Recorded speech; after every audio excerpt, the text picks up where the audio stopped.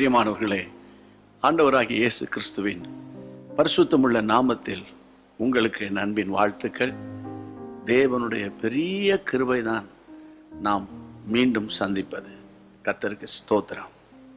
ஒவ்வொரு நாளும் இந்த குறுஞ்செய்தியின் மூலமாக ஆண்டவர் உங்களுக்கு என்ன தேவை என்பதை என் இருதயத்தில் வைத்து சொல்ல வேண்டியதை உங்களுக்கு சொல்லும்படியாக, நேரம் குறுகினதாக இருந்தாலும் அந்த வார்த்தையானது உங்கள் வாழ்க்கையில் ஒரு பெரிய சமாதானத்தையும் தைரியத்தையும் கொடுத்து வருகிறது என்பதை உங்களிடத்திலிருந்து வருகிற தகவல்கள் மூலமாய் அறிந்து கர்த்தரை நான் மகிமைப்படுத்துகிறேன். கர்த்தருக்கு ஸ்தோத்திரம். இந்த நாளுக்காக தேவனுக்கு நாம் நன்றி சொல்லுவோம்.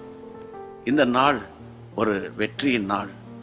இந்த நாளை காண செய்தீரே, இந்த நாள் முழுவதும் ஆண்டவரே நான் டைமை வேஸ்ட் பண்ணக்கூடாது, உமக்கு பிரயோஜனமானதா நான் வாழணும் ஆண்டவரே என்ற எண்ணத்தோட கர்த்தருடைய வார்த்தைக்கு போவோம். எசேக்கியேல் தீர்க்கதரிசியின் புத்தகம் 47ஆம் அதிகாரத்தில் 9ஆம் வசனம், இந்த நதி போகும் இடமெங்கும் சஞ்சரிக்கும் ஜீவ பிராணிகள் யாவும் பிழைக்கும். இந்த நதி போகும் இடமுள்ள யாவும் ஆரோக்கியப்பட்டு பிழைக்கும். இந்த நதி போகும் இடமெங்கும் சஞ்சரிக்கும் ஜீவ பிராணிகள் யாவும் பிழைக்கும். இந்த நதி போகும் இடம் எங்கும் ஆரோக்கியப்பட்டு பிழைக்கும். இந்த நதி ஆண்டவராகிய இயேசு கிறிஸ்து புதிய ஏற்பாட்டிலே யோவான் 7ஆம் அதிகாரம் 38ஆம் வசனத்தில், என்னை விசுவாசிக்கிறவன் எவனோ அவன் உள்ளத்திலிருந்து ஜீவ தண்ணீர் உள்ள நதிகள் ஓடும் என்று சொன்னது உங்களுக்கு நினைவிருக்கா? அந்த நதிதான் பரிசுத்த ஆவியானவர். இந்த நேரத்தில், இந்த நாளில் ஆவியானவரே நதியாக எங்கள் வாழ்க்கையில் பாய்ந்து வருவீராக. ஆண்டவர், அந்த நதியில நான் மூழ்கணும், அந்த நதியில நான் களி கூறணும் என்று நீங்க தேவனிடத்தில் சொல்லணும்.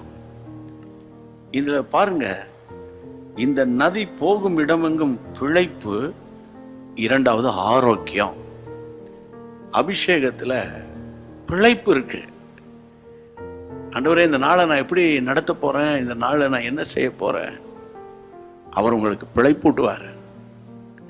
இரண்டாவது, ஆண்டவரே இந்த தாங்க முடியாத இந்த வியாதி அல்லது ஆண்டவரே இது என்னன்னே எனக்கு புரியலையப்பா, மன உளைச்சல், நீங்க ஆரோக்கியமா மாற போறீங்க. ஆரோக்கியத்தையும் சௌக்கியத்தையும் வரப்பண்ணுகிற கர்த்தர் உங்களுக்கு இந்த அபிஷேகத்தின் மூலமாக ஆவியானவருடைய பலத்தினால தேவன் உங்களை நிரப்புவாராக. இதற்காகத்தான் இன்னைக்கு உங்களுக்கு நான் ஜெபம் ஏறெடுக்க போறேன். சரியா? சுவர் இருந்தால் தானே சித்திரம் வரைய முடியும். நீங்க இந்த சரீரம் ஆரோக்கியம் பலசாலியா இருந்தீங்கன்னா நல்ல எதை வேண்டுமானால் நீங்க செய்வீங்க, செய்ய போறீங்க. சரியா? நம்புங்க, ஜெபம் பண்ணலாம். பரிசுத்தமுள்ள நல்ல தகப்பனே, உம்முடைய இரக்கத்தினாலும் கிருபையினாலும் எசேக்கியேல் 47:9, யோவான் 7:38 இந்த வசனத்தின் அடிப்படையில் ஆரோக்கியத்தை அருளுகிற ஆவியானவரே இரக்கம் பாராட்டுங்க, இரக்கம் பாராட்டுங்க, இரக்கம் பாராட்டுங்கப்பா.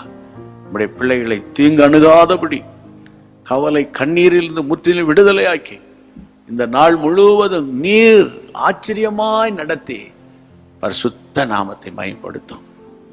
கர்த்தருடைய பிரசன்னம் மூடி பாதுகாத்து கொள்ளட்டும், குறைவின்றி நடத்தும். இயேசுவின் நாமத்தில் ஜெபிக்கிறோம் பிதாவே, ஆமென்.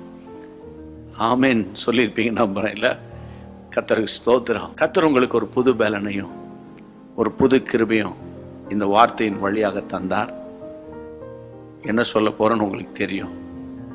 நீங்க தினந்தோறும், அதாவது சில நூறுகளுக்காவது, நூற்றுக்கணக்கான மக்களுக்காவது நீங்க பிரயோஜனமா இருக்கணும், அல்லது ஒரு 50-60 பேருக்காவது நீங்க பிரயோஜனமா இருக்கணும். அதுக்கு ஒரு வழிதான் இந்த மெசேஜை ஷேர் பண்றது.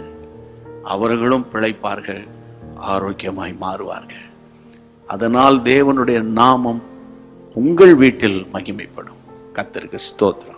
God bless you. அன்பான தேவனுடைய பிள்ளைகளே, இச்செய்தி உங்களுக்கு மிகுந்த ஆசீர்வாதமாக இருந்ததென்று நாங்கள் நம்புகிறோம்.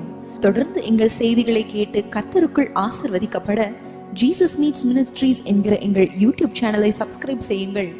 மேலும் உங்கள் ஜெப உதவிக்கு எங்களோடு நீங்கள் தொடர்பு கொள்ள வேண்டிய தொலைபேசி எண் 9842252836 மற்றும் 7299546363. Email gpsrobinson@hotmail.com. கர்த்தர் உங்களை ஆசீர்வதிப்பாராக.